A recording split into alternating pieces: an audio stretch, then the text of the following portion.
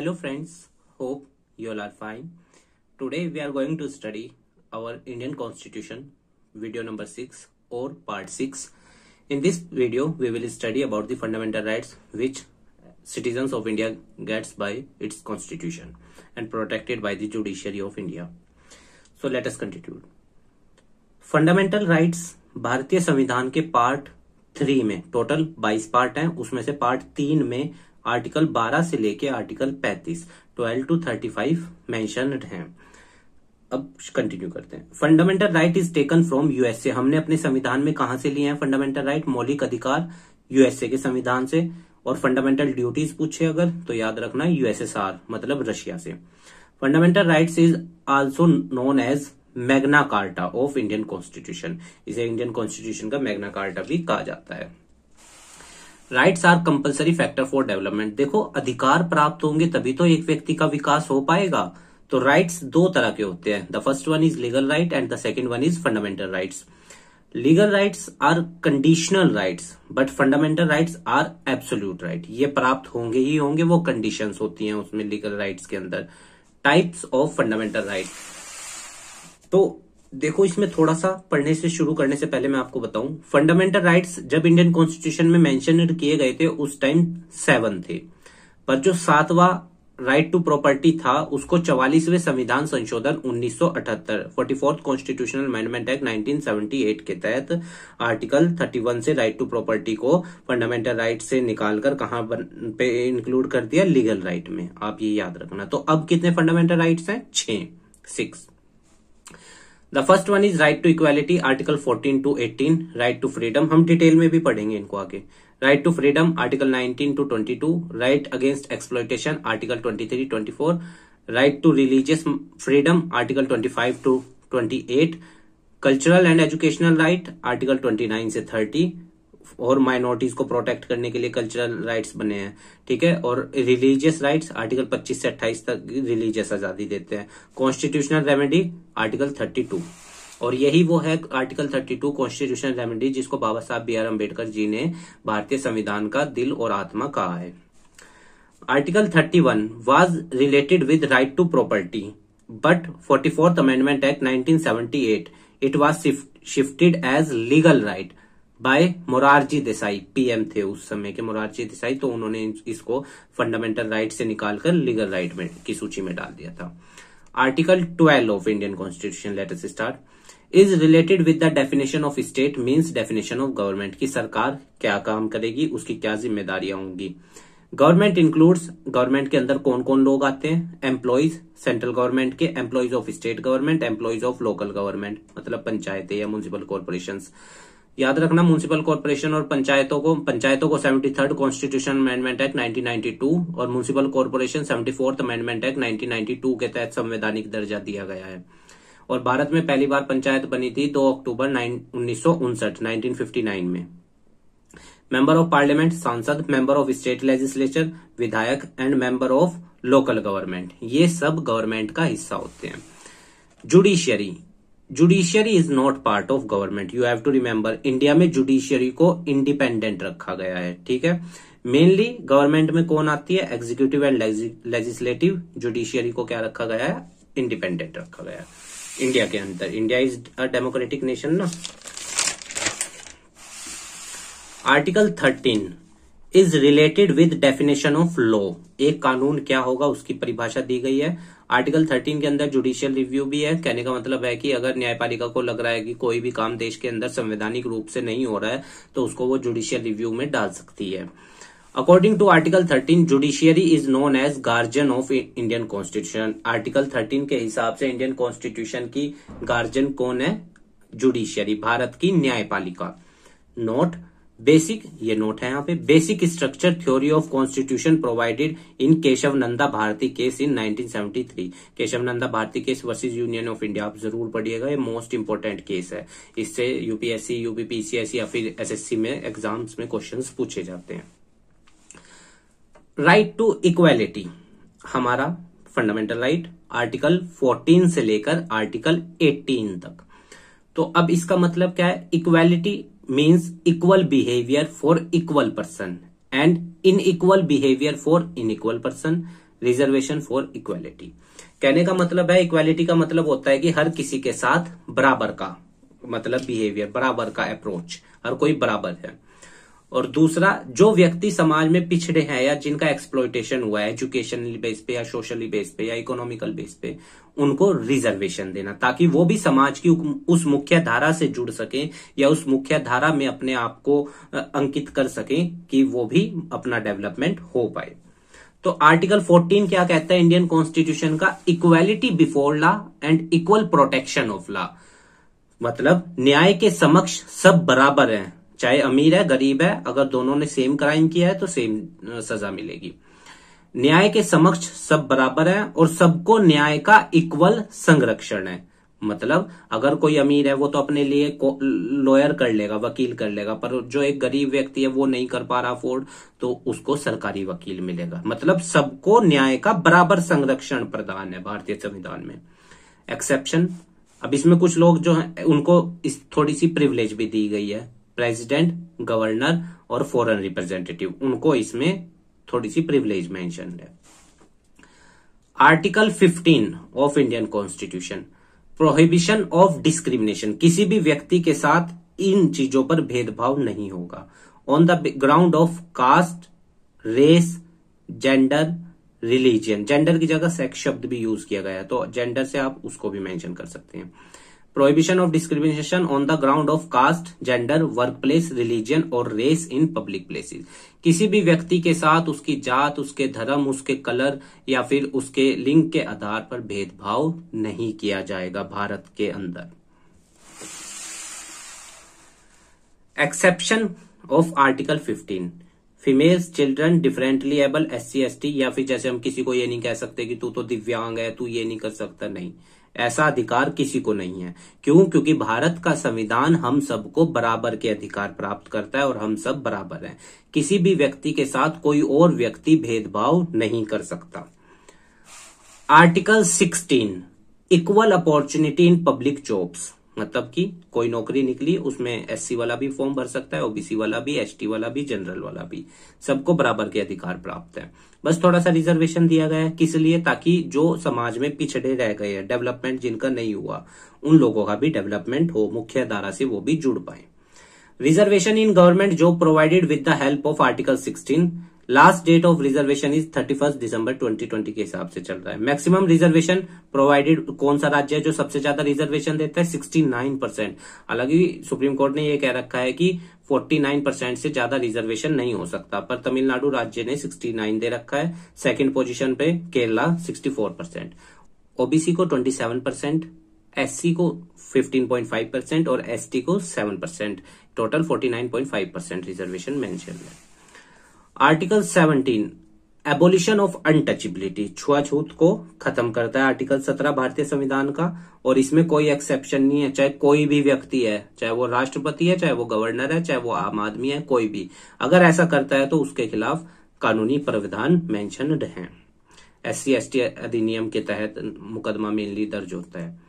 Article 18, abolition of titles, कोई जैसे किसी को कोई उपाधि मिली है तो वो अपने नाम के आगे उसको नहीं जोड़ सकता। एक्सेप्शन इसमें है, अगर आपको एजुकेशनल फील्ड में कोई उपाधि मिली है, जैसे डॉक्टर की, अगर आपने PhD की है तो आप अपने नाम के आगे डॉक्टर जोड़ सकते हैं। इस तरह से एजुकेशन या डिफेंस, या जैसे डिफेंस में आप देखते हैं मेजर जुड़ता है नाम के आगे, या कैप्टन जुड़ता है, या फिर ब्रिगेडियर जुड़ता है, इस तरह से।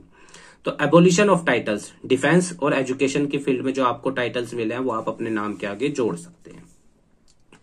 राइट टू फ्रीडम, आजादी, आर्टिकल 19 to 22। अब आर्टिकल 19 में 6 तरह की आजादी हैं, लेट अस सी। आर्टिकल 19 का part A, freedom of speech and expression. Article 19 का part B, freedom to assemble peacefully without arms. Article 19 का C, freedom to form association and unions, अपनी एसोसिएशन भी बना सकते हैं, यूनियन भी। आर्टिकल 19 के B के हिसाब से आप कहीं पे भी पीसफुली शांतिपूर्वक इकट्ठे हो सकते हैं। और आर्टिकल 19 वो अभिव्यक्ति की स्वतंत्रता, मतलब जो आप सोचते हैं आप उसे स्वतंत्र करने के, उसको बोलने के लिए स्वतंत्र है, पर किसी दूसरे के फंडामेंटल राइट्स एक्सप्लॉइट ना हो, आप वैसा नहीं बोल सकते। आर्टिकल 19 के पार्ट D में freedom to move freely throughout the territory of India, Bharat के किसी भी हिस्से में कहीं पे भी घूम सकते हैं। अमेरिका में ऐसा नहीं है, वहां पे जो 50 राज्य हैं, अगर आप एक राज्य से दूसरे राज्य में जाते हैं वीजा लेना पड़ता है। इंडिया में ऐसा नहीं है, आप यहाँ पे फ्रीली घूम सकते हैं। आर्टिकल 19 का part E, freedom to reside and settle in any part of the country. आप भारत के किसी भी हिस्से में सेटल या मतलब रह सकते हैं। पहले जम्मू कश्मीर को इन प्रोविजंस में नहीं था, अब वो भी आ गया। क्यों? क्योंकि अब वो यूनियन टेरिटरी बन गया है। आर्टिकल 19 का F, freedom to practice any profession. जो आपकी मर्जी आए वो काम आप कर सकते हैं, पर विद इन द लॉ। अब कोई व्यक्ति कहे कि मेरे को तो अफीम का काम करना है, तो वो तो इलीगल है। मतलब मर्जी से, अगर जैसे विद इन द लॉज, पर मेरे को डॉक्टर बनना है तो मैं स्वतंत्र हूं डॉक्टर बनने के लिए, या मेरे को वकील बनना है, या मेरे को टीचर बनना है। Freedom to practice any profession और to carry on any occupation, trade और बिजनेस। कोई भी व्यापार भी कर सकते हैं गवर्नमेंट के लॉज के हिसाब से। आर्टिकल 19 का सब part 2, the constitution imposes reasonable restriction. और जो ऊपर 6 तरह की आजादी मिली है उनमें रीजनेबल रिस्ट्रिक्शंस भी मेंशन है। Article 20 of Indian constitution, protection in respect of conviction for offence. कहने का मतलब है जैसे पुलिस ने किसी को अरेस्ट कर लिया तो उस वे में उसको प्रोटेक्ट भी किया जाता है। जैसे 24 घंटे के अंदर उसको जिला मजिस्ट्रेट के सामने पेश करना, या उसके जो फंडामेंटल राइट्स हैं वो खत्म ना हो जाएं जब उसको अरेस्ट किया जा रहा है, या उसके साथ अमानवीय व्यवहार ना हो। Article 20। Article 21, right to life and personal liberty. इसमें बहुत तरह की आजादी मेंशन है। जब हम आर्टिकल शुरू करेंगे आपको तब डिटेल में एक्सप्लेन करेंगे। आर्टिकल 21 के part A, added by 86th amendment act in 2002 में इसको जोड़ा गया। RTE, right to education. 6 साल से 14 साल का बच्चा एजुकेशन क्लेम कर सकता है फ्री ऑफ कॉस्ट और कंपलसरी एजुकेशन, मतलब primary education mainly. According to article 21A, government have right to provide free education for 6 to 14 year children which is compulsory. और ये कंपलसरी भी है, और इसको फंडामेंटल ड्यूटीज में भी डाला गया है। इंडियन कॉन्स्टिट्यूशन में जो 11 फंडामेंटल ड्यूटीज हैं उनमें भी इनको मेंशन किया गया है एक ड्यूटी को। Right to education was implemented on 1 April 2010। Right to education was firstly implemented by Haryana के द्वारा। हरियाणा के अंदर सबसे पहले इम्प्लीमेंट हुआ था। Ratio of expenditure in right to education 68:32। 68% central government खर्च करेगी और 32% राज्य सरकार खर्च करेगी। Article 22, protection against detention in certain cases. ठीक है। Exceptions of article 22, suspicious person और एनिमी अलाइन। किसी आप दूसरे मतलब कि कोई व्यक्ति कोई दूसरे देश के दुश्मन के साथ कोई दोस्ताना कर लेता है और फिर वो अरेस्ट होता है, तो उस तरह के केस में उसको फंडामेंटल राइट्स क्या होते हैं, प्रोवाइडेड नहीं होते, क्योंकि वहां पे देश की नेशनल सिक्योरिटी का मामला आ जाता है। तो अगर किसी व्यक्ति को डिटेन किया गया तो उस दौरान उसके फंडामेंटल राइट्स की रक्षा कौन करता है? Article 22। Article 23 and 24 is related to fundamental right against exploitation. तो आर्टिकल 23 में एबोलिशन ऑफ फोर्स लेबर, जबरदस्ती किसी पे काम नहीं करवाया जा सकता। ह्यूमन ट्रैफिकिंग को एबोलिश किया गया इंडियन कॉन्स्टिट्यूशन में, article 23। Abolition of child labour, article 24, 14 साल से कम की उम्र पे या 14 साल तक के बच्चे पे काम नहीं करवा सकते, ना फैक्ट्रियों में ना कहीं पे, क्योंकि आर्टिकल 21 के पार्ट ए में क्या बताया गया है? कंपलसरी एजुकेशन 6 से 14 साल के बच्चे, तो उस उम्र तक के बच्चे पे काम कराना इंडिया के अंदर बैन है। Abolition of child labour. Right to religious freedom, article 25 to 28, धार्मिक स्वतंत्रता। India is a secular state, हम सबको पता ही है इंडिया एक धार्मिक मतलब कि धर्मनिरपेक्ष देश है। यहाँ पे सभी धर्मों को बराबर का अधिकार प्राप्त है। और ये सेकुलर शब्द हमारे संविधान में कौन से संविधान संशोधन से जोड़ा गया? 42वां संविधान संशोधन 1976।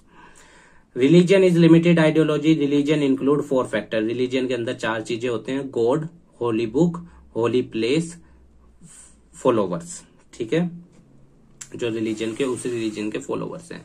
सेकुलर मीन्स सभी धर्मों को बराबर का अधिकार प्राप्त। तो आर्टिकल 25 से लेके 25 से लेके 28 तक रिलीजियस फ्रीडम है इंडियन कॉन्स्टिट्यूशन में, आप याद रखिएगा।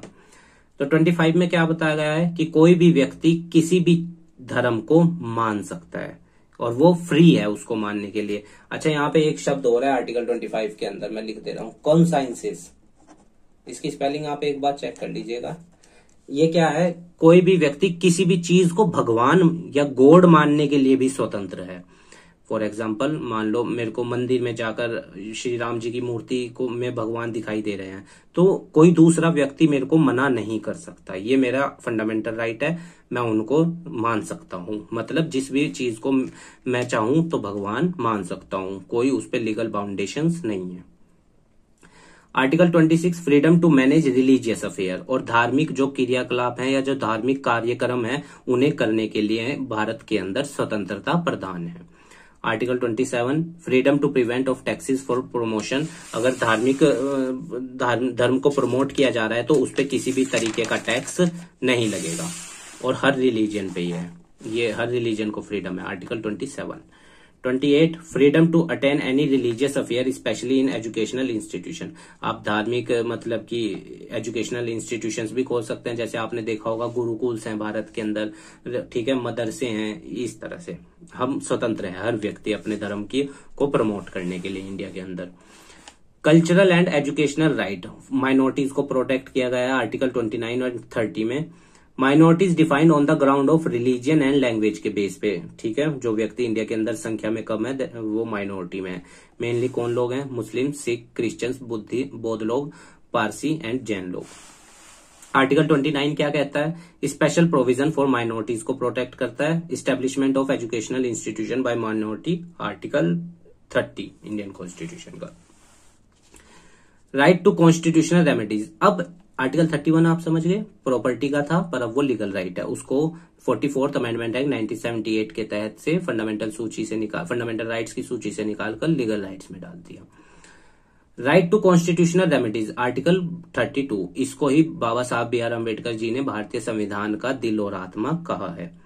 According to article 32 person have rights to direct appeal, अगर किसी भी व्यक्ति का कोई भी फंडामेंटल राइट एक्सप्लॉइट होता है तो वो व्यक्ति डायरेक्ट हाई कोर्ट या सुप्रीम कोर्ट अप्रोच कर सकता है, और किसी केस में हम डायरेक्ट नहीं अप्रोच कर सकते, पर इसमें हम अप्रोच डायरेक्ट कर सकते हैं अगर किसी भी व्यक्ति का फंडामेंटल राइट एक्सप्लॉइट होता है। According to doctor Bhimrao Ambedkar ji, article 32 is known as soul of Indian constitution, और बाबा साहब के मुताबिक ये क्या है? भारतीय संविधान का दिल और आत्मा है। But in general preamble is known as, पर आमतौर पर किसे माना जाता है? आत्मा, प्रीएम्बल को। Fundamental right which is only for Indian citizen, जो भारतीय लोगों को अवेलेबल है, और ठीक है, आर्टिकल 15, 16, 19, 29, 30। और absolute fundamental rights article 17 and article 24, जो कभी भी रद्द नहीं होंगे, मतलब कि जो एब्सोल्यूट है, हर किसी को अवेलेबल है। यूनिवर्सल फंडामेंटल राइट जो मिलते ही मिलते हैं, आर्टिकल 20 और आर्टिकल 21, ठीक है, चाहे अगर देश में इमरजेंसी भी है तब भी ये दोनों आर्टिकल सस्पेंड नहीं होंगे। जुडिशियरी का पोर्शन हम नेक्स्ट पार्ट में कंटिन्यू रखेंगे। उम्मीद है आपको ये चैप्टर जो भी हमने अब इस वीडियो में कंक्लूड किया आपको समझ में आया होगा, और अगर आपकी कोई क्वेरी है किसी चीज से रिलेटेड तो आप हमें कमेंट बॉक्स में बताइएगा इस वीडियो से रिलेटेड, तो हम उसको आपको मेंशन पॉइंट्स में एक्सप्लेन कर देंगे। और बाकी तो देखिए इसका पीडीएफ आपको डिस्क्रिप्शन में मिल जाएगा, आप वहां से डाउनलोड कर सकते हैं। प्रीवियस 5 पार्ट्स प्लेलिस्ट में अवेलेबल है, उसका भी लिंक आपको डिस्क्रिप्शन में मिल जाएगा। और अगर आपकी कोई क्वेरी है तो आप हमें कमेंट बॉक्स में बता सकते हैं। ठीक है स्टूडेंट, मन लगाकर पढ़ाई कीजिए और अपने इंडियन कॉन्स्टिट्यूशन को समझने की पूर्ण रूप से कोशिश कीजिए, क्योंकि यही आपको बताएगा कि आपके कौन कौन से अधिकार प्राप्त हैं। जब ये बेसिक खत्म हो जाएगा उसके बाद हम आर्टिकल सी शुरू करने वाले हैं इंडियन कॉन्स्टिट्यूशन के। तो ठीक है स्टूडेंट्स, धन्यवाद।